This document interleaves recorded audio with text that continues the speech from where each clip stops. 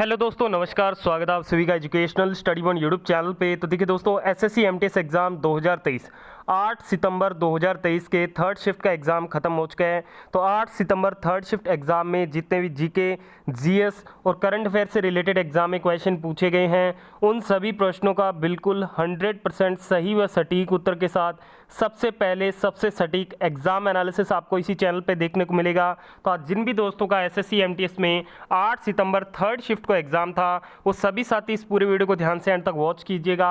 आज की third shift में पूछे गए सभी क्वेश्चनों के राइट आंसर आपको इसी वीडियो के माध्यम से पता लग जाएंगे। तो चलिए आज के थर्ड शिफ्ट एग्ज़ाम एनालिसिस को शुरू करते हैं। तो चलिए वीडियो को शुरू करते हैं।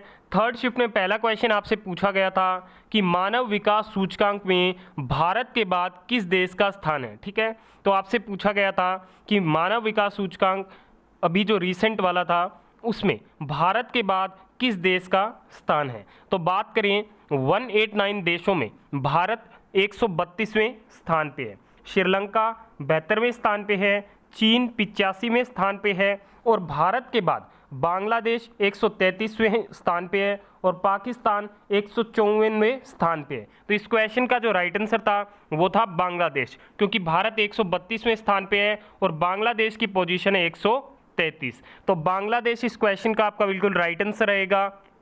थर्ड शिफ्ट में अगला क्वेश्चन पूछा गया कि पहले एशियाई गेम कहाँ पर हुए थे। पहले एशियाई खेलों की बात करते हैं तो पहली बार एशियाई खेल का जो आयोजन है वो 1951 में नई दिल्ली में आयोजित किया गया था।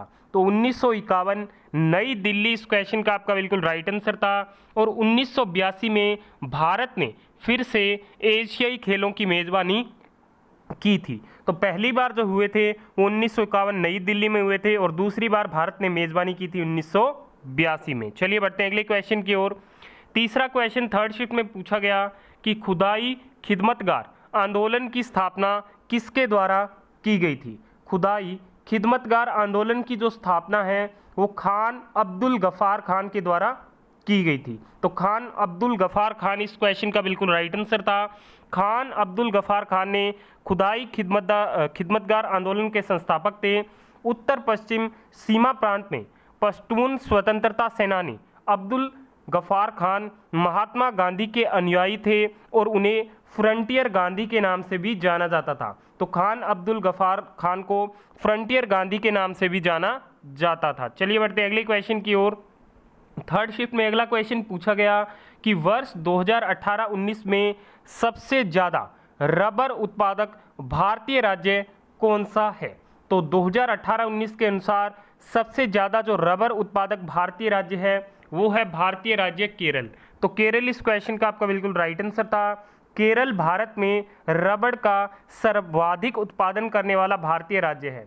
2018-19 के आंकड़ों के अनुसार केरल भारत में कुल प्राकृतिक रबड़ उत्पादन का लगभग 75 से 80% उत्पादन करता है। चलिए बढ़ते हैं अगले क्वेश्चन की ओर।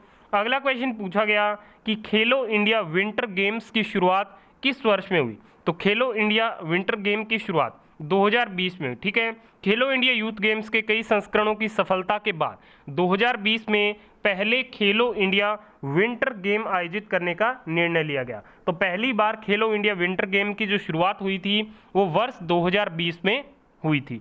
देखिए दोस्तों, वीडियो में आगे बढ़े उससे पहले अभी तक आपने इस वीडियो को लाइक नहीं किया तो प्लीज़ जल्दी से लाइक कर दीजिएगा और आने वाली शिफ्ट के दोस्तों के बीच इस वीडियो को पहुंचाने के लिए ज़्यादा से ज़्यादा वीडियो को शेयर भी जरूर कीजिएगा। थर्ड शिफ्ट का अगला क्वेश्चन आपसे पूछा गया कि वर्नाकुलर प्रेस एक्ट अधिनियम किस वर्ष में आया था। तो जो वर्नाकुलर प्रेस एक्ट अधिनियम है ये 1878 में आया था। तो 1878 इस क्वेश्चन का आपका बिल्कुल करेक्ट आंसर था।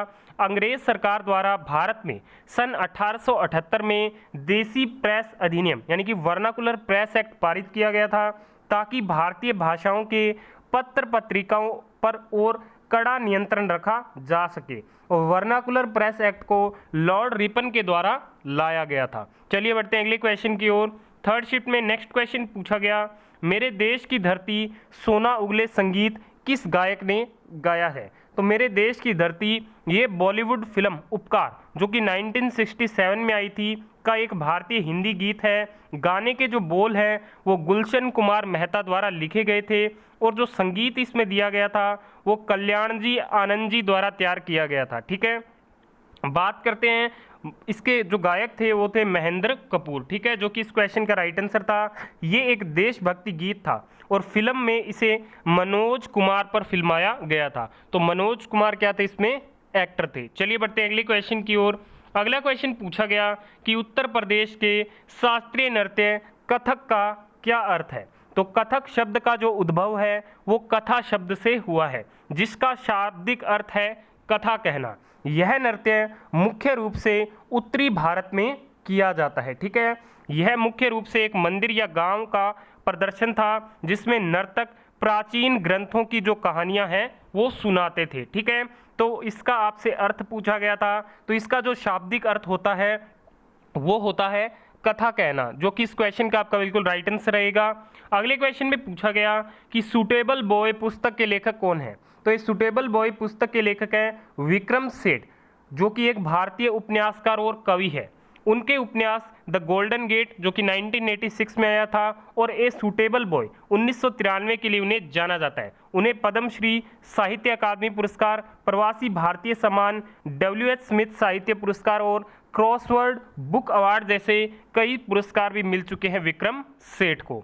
थर्ड शिफ्ट में नेक्स्ट क्वेश्चन पूछा गया कि बैंक ऋण किस आधार पे देता है? तो जो बैंक ऋण है वो ऋण की राशि कई कारकों पे क्या है? आधारित होती है, निर्भर करती है। जैसे उधारकर्ता की आयु पर, संपत्ति के मूल्य पर, वर्तमान ब्याज दरों पर और चुनी गई विशिष्ट योजना के आधार पे ही बैंक किसी व्यक्ति को ऋण देता है। ठीक है, जो कि इस क्वेश्चन का आपका बिल्कुल राइट आंसर था।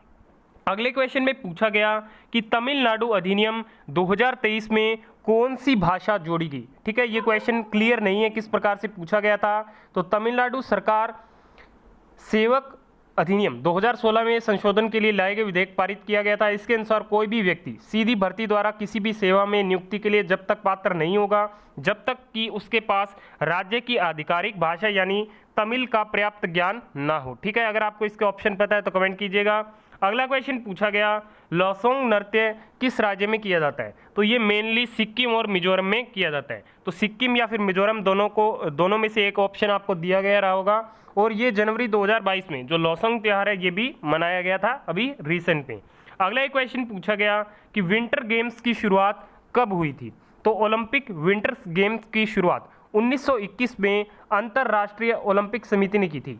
ठीक है, 1924 में फ्रांस में हुआ था। यह आयोजन एक बड़ी सफलता के रूप में उभरा। ठीक है, तो इसका जो आयोजन हुआ था वो फ्रांस में हुआ था। चलिए बढ़ते हैं अगले क्वेश्चन की ओर। अगला क्वेश्चन पूछा गया कि बजट का परिभाषा क्या है? तो बजट की परिभाषा आपसे पूछी गई थी। तो बजट एक निश्चित अवधि में सरकार की आय और व्यय का लेखा जोखा होता है, अर्थात बजट में यह बताया जाता है कि सरकार के पास रुपया कहां से आया और कहां गया। ये क्या है? बजट की आधिकारिक परिभाषा रहती है। चलिए बढ़ते हैं आज के अगले क्वेश्चन की ओर। अगला एक क्वेश्चन पूछा गया कि निम्न में से उस फेस्टिवल का नाम बताइए जहां पर महिलाएं नृत्य करती है और पुरुष ड्रम बजाते हैं। ठीक है, इसके ऑप्शन नहीं मिल पाए हैं। अगर आपको ऑप्शन पता है और आंसर पता है तो कमेंट कीजिएगा। आज की थर्ड शिफ्ट में पूछे गए सभी क्वेश्चनों का एनालिसिस हो गया। वीडियो को यहाँ तक देखा धन्यवाद। वीडियो पसंद आई है तो प्लीज़ वीडियो को लाइक, शेयर और चैनल को सब्सक्राइब करना मत भूलिएगा।